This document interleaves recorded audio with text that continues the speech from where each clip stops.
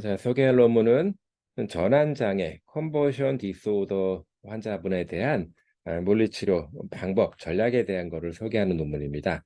전환장애, 컨버션 디소더라고 하는 거는 신체적인 또는 기질적인 문제가 없이 팔다리가 심하게 마비되어 있거나 아니면 통증이 심한 그런 경우를 얘기합니다.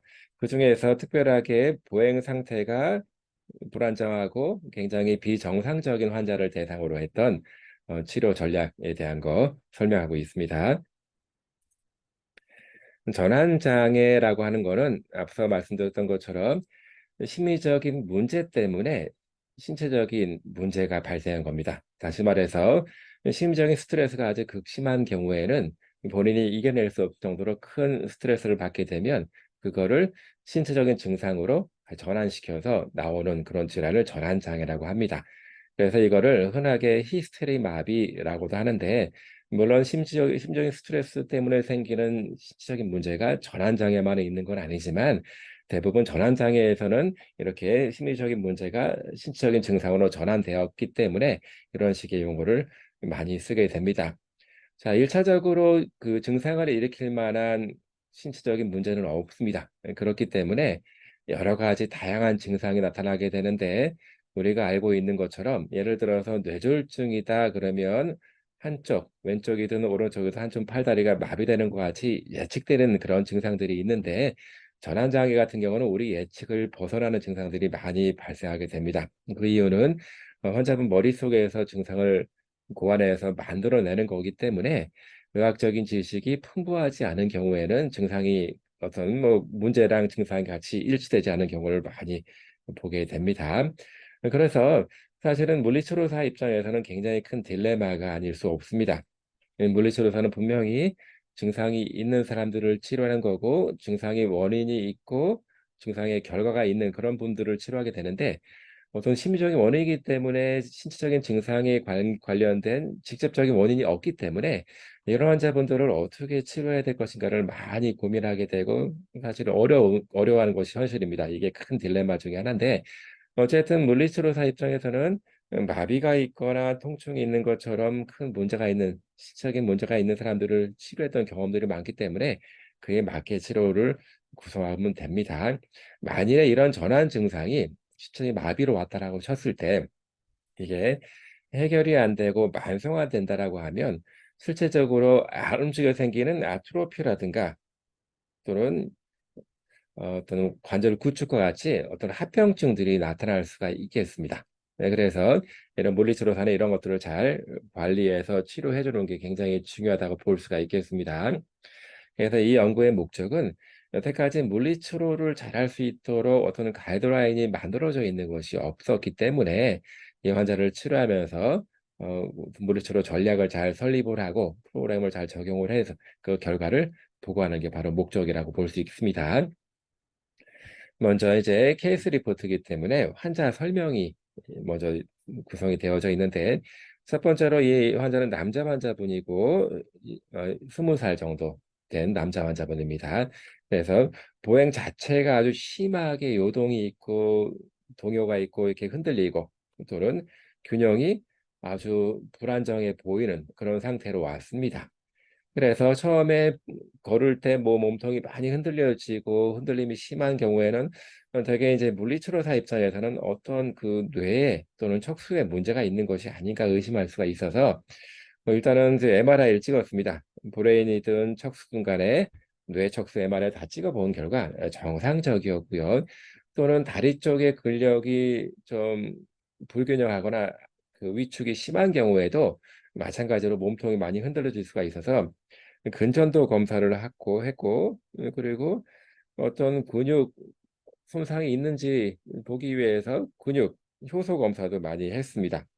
그렇지만 그런 검사에서 크게 문제가 없는 거로 나왔고, 또는 뭐 균형 장애가 있는 것처럼 보이니까 혹시 뇌신경 쪽에 문제가 있지 않을까 검사를 했는데 불구하고 다 정상적이었습니다. 그래서 이거는 뭐 신체적인 또는 기질적인 문제는 아니다라고 판별을 바로 했고, 그래서 심리치료사가 심리검사를 면밀하게 했습니다. 그렇다라고 하면 심리적인 문제가 신체 기능에 영향을 미칠 수도 있겠다라고 판단을 했을 때 어떤 극단의 심리적인 스트레스가 무엇인지를 판단하기 위해서 면밀한 심리 검사를 했는데 판단을 해본 결과 2달 뒤에 이 환자분 같은 경우는 이제 어떤 군대를 가야 되는 그런 스트레스를 안고 있었습니다. 네, 그래서 1차적인 스트레스 요인은 군대 가는 거가 아닐까라고 생각을 했고, 그러면 이런 증상들을 만들어서 얻을 수 있는 2차적인 이득은 아마도 군대를 좀 받거나 아니면 낮은 뭐 등급에 대한 거를 좀 좋게 받기 위해서 하는 것이 아닌가 이렇게 생각이 들었습니다.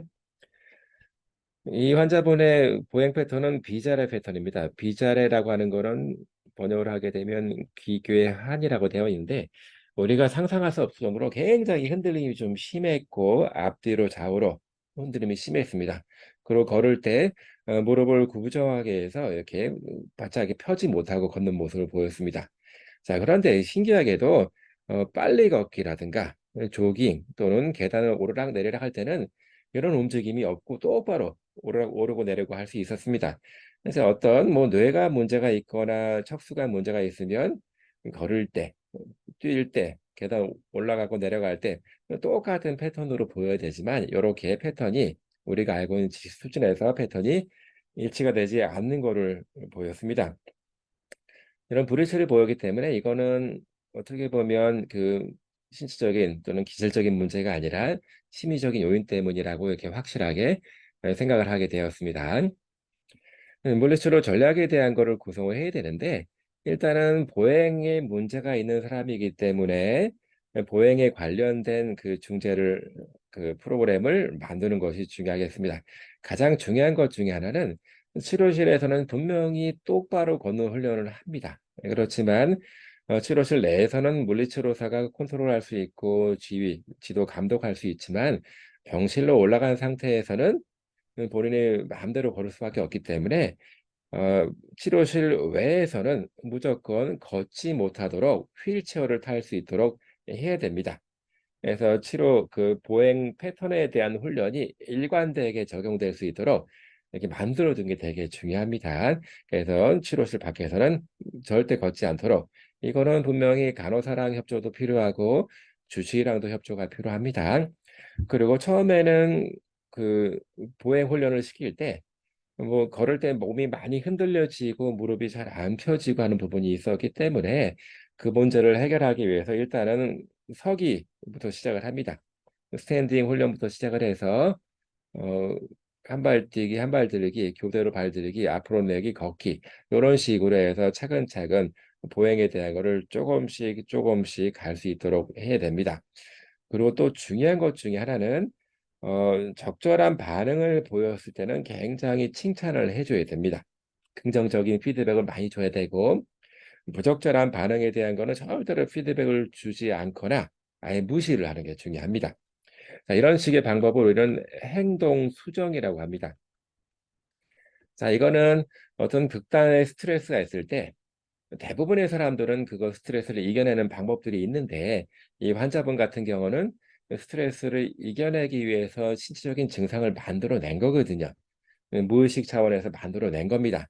그렇기 때문에 이렇게 이런 식의 반응을 보이는 게 적절하지 않다라고 무의식에서 인식을 시켜줄 필요가 있는데 그렇기 때문에 긍정적인 거에서는 아주 굉장히 칭찬을 많이 해서 어, 긍정적인 반응을 더 자꾸 유도를 해야 되고 부정적인 반응 뭐 몸을 막 흔들면서 걷거나 그런 반응들에 대한 걸 일체 관심을 두지 않거나 무시하는 게 되게 중요하다 볼 수 있습니다. 부적절한 반응에 대한 거를 최소화시키는 방법을 그런 식으로 해야 됩니다. 그래서 치료실 내에서 어떤 긍정적인 신호가 오게 되면 그런 반응들이 많이 보여지게 되면 걷는 것도 많이 해야 되고 걷기 위해서는 처음에는 평행봉에서 걸어야 되고 그리고 또는 수중에서는 이제 물의 부력을 받기 때문에 부적절한 반응을 좀 줄일 수 있는 장점이 있습니다. 또는 뭐 지팡이 걷기도 되고 이런 것들 다 된 다음에는 치료실 내가 아니라 치료실 밖에 사람들이 많이 붐비는 자리까지 가서도 이렇게 걷는 거를 해야 됩니다. 치료실 내에서만 걷게 되면 사람들이 많은 그런 반응에서는 2차적인 이득을 얻으려고 하는 그런 성향이 많이 보여질 수 있기 때문에 보행을 보행 훈련에 대한 장소를 이렇게 외부로 바꿔주는 것도 되게 중요하다고 볼 수가 있겠습니다. 측정에 대한 거는 보행에 관계된 거기 때문에 보행 측정을 했습니다. 게이트, abnormality, rating scale, GAS라고 하는 거, 이거는 전체적으로 걸을 때 팔다리 움직임이 어떤지 또는 몸통 움직임이 어떤지를 항목별로 16개 항목별로 되어 있고, 이거를 각 항목별로 0점에서 3점 정도로 평가를 하게 됩니다. 점수가 높을수록 좋지가 않은 거다라고 볼 수 있겠습니다. 네, 초기에 가스 점수가 GARS 점수가 22점에서 태어날 때는 12점으로 해서 10점 정도가 상승을 했습니다. 물론 이제 100% 정상적이지 않다고 보이시지만, 그래도 태어난 다음에 한 달 뒤에 또 이제 한 달 동안 입원했고, 한 달 뒤에 또 추적 관찰 팔로우업으로 왔는데, 그때는 정상적으로 걸을 수가 있었고, 결국 이 환자분은 2달 뒤에, 처음 온 시점에서부터 2달 뒤에 입대를 할 수 있었다라고 이렇게 결과를 설명하고 있습니다. 자, 가장 큰 물리치료사로서의 가장 큰 딜레마 중에 하나는 이게 기질적인 이유가 없다라고 하는 겁니다. 다시 말해서 마비가 오긴 오는데, 이 환자처럼 보행 상태가 좀 불안정한데, 보행이 불안정할 만한 이유가 없다라고 하는 거죠. 단지 심리적인 이유 때문에 이렇게 문제가 발생한 거, 이거를 받아들이는 게 굉장히 중요한데, 처음에는 물리치료사가 받아들이기 어렵습니다. 왜? 우리는 항상 기질적인 문제가 있는 사람들을, 그래서 마비가 생긴 사람들을 치료하고 있기 때문에, 이거를 우리가 치료한다고 해서 어떤 기술적인 문제가, 뭐 심리적인 문제가 해결될지 그런 걸 알 수가 없는 거거든요. 자, 처음에 치료는 거기서부터 출발을 해야 됩니다. 일단은 이거는 분명히 심리적인 문제, 즉 무의식적인 차원에서 문제가 발생한 겁니다. 환자분도 어쩔 수 없는 증상이다라고 하는 겁니다. 그래서 이거를 빨리 인정해야 되기 때문에 인정하고 시작을 하는 게 중요합니다. 처음에 첫 단계는 그 문제에 대한 거를 설명하는 겁니다. 증상에 대한 거를 설명하고 앞으로 어떻게 치료할 거다, 그러면 어떤 결과가 나올 거다라고 인식시켜줘야 되는데, 여기서 주의사항은 절대로 정신과적인 용어를 사용해서는 안 됩니다. 이거를 정신적인 문제라고 환자한테 국한을 시켜버리면 치료가 안 되고 오히려 이상한 증상이 발생하는 우려가 큽니다. 그래서 우리가 치료사들 먼저 이거는 기질적인 문제다, 기술적 문제가 아니라고 하더라도 무의식적인 차원에서 오는 문제라고 인식하는 게 굉장히 중요하다라고 볼 수가 있겠습니다. 그리고 이렇게 전환장애의 증상이 보행 장애로 오는 경우에는 절단 환자분, 절단 환자분에 준해서 치료합니다. 의족을 낀 다음에 서서 균형 잡기 운동을 먼저 하고, 의족 낀 발 상태로 체중을 옮기는 거, 그 다음에 체중 옮긴 상태로 발을 앞으로 내기, 이렇게 하고 한 발 뛰기, 두 발 뛰기, 또 걷기, 이런 식으로 진행을 하는데, 꼭 그거랑 맞게 꼭 그런 과정으로 진행하는 것이 중요하겠다라고 보는 겁니다. 자, 중요한 거는 물리치료사가 이런 식의 식견이 있는 상태로 치료를 적용하게 되면 굉장히 자발적으로 해결되는 경우가 있습니다. 물리치료 자체가 굉장히 중요한 행정수정법의 하나의 일환으로 포함된다라고 볼 수 있겠습니다. 그래서 앞에서 말한 것처럼 긍정적인 반응에 대한 거는 긍정적인 피드백을 줘야 되고, 또 마찬가지로 보행이 또 기계해지고 또 이상해진다 그러면 절대 그거에 대한 관심을 두거나 해서는 안 됩니다. 관심을 두는 자체가 하나의 또 2차적인 이득을 줄 수 있기 때문에 그런 이득을 차단하는 게 되게 중요한 문제라고 볼 수 있습니다. 그래서 이게 만성화된 상태에서는 확실하게 치료가 잘 안 됩니다. 그 이유는 단 한 가지입니다. 2차적인 이득이 굉장히 많아지기 때문이고, 그런 상태에서는 실제로 머슬 위크니스 또는 근육 약화라든가 아트로피, 위축 또는 관절 구축이 많이 발생할 수가 있기 때문에 물리치료사가 조기에 개입을 해서 빨리 좋아지게 만드는 게 굉장히 중요하다고 볼 수 있습니다.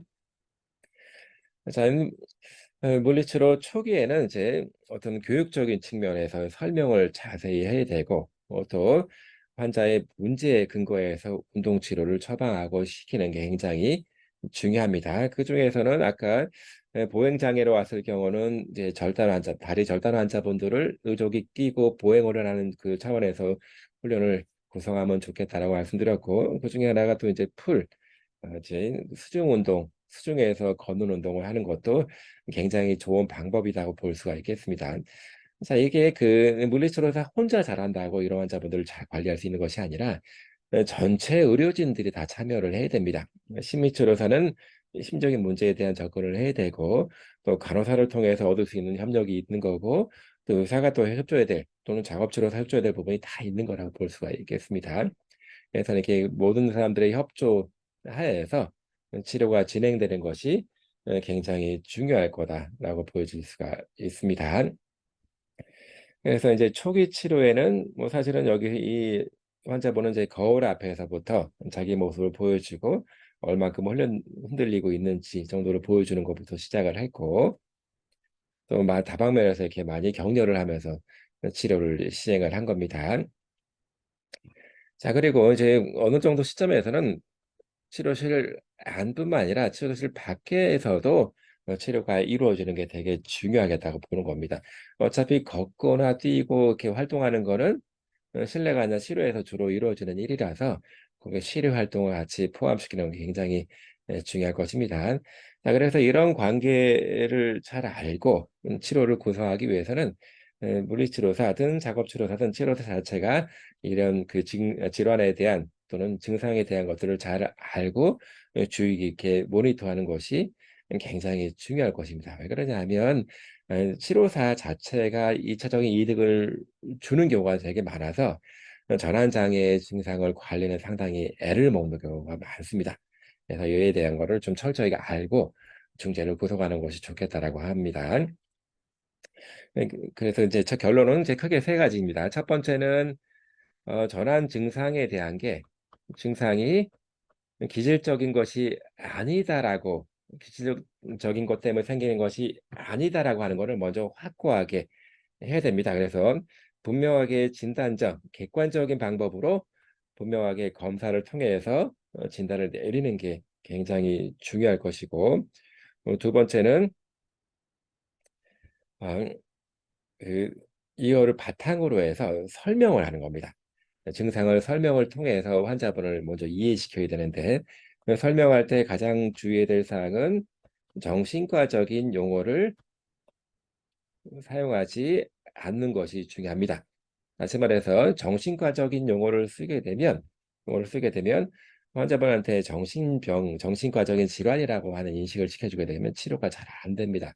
그래서 치료사가 설명할 때 이를 참 주의해야 되고, 세 번째는 이런 거를 근거로 해서 아주 집중적인, 아주 집중적이고 힘들게 할 수 있는 물리치료 훈련법, 재활법에 대한 거를 고안해서 시키는 겁니다. 집중적이어야 됩니다. 집중적인 재활, 이게 세 가지 단계가 굉장히 중요하다고 볼 수 있습니다. 이걸 통해서 할 수 있게 되는데, 다시 한번 이제 결론에서 말하고 있지만 사려 깊은 물리치료적인 접근이 필요하다라고 하는 겁니다. 그리고 이제 사실은 큰 딜레마일 수 있는 그런 상태이지만, 딜레마라고 생각하지 않고 현 상태에서 보행을 못하면 잘 걸을 수 있는 문제를 해결할 수 있는 그런 방법으로 접근하는 거, 마비가 있으면 마비로 접근하는 거, 통증이 있으면 통증 치료로 접근하는 거 등등, 이렇게 각 환자분의 상태에 맞게 물리치료 또는 재활법을 잘 고안해서 시행하는 것이 중요하겠다라고 이렇게 결론을 맺고 있습니다.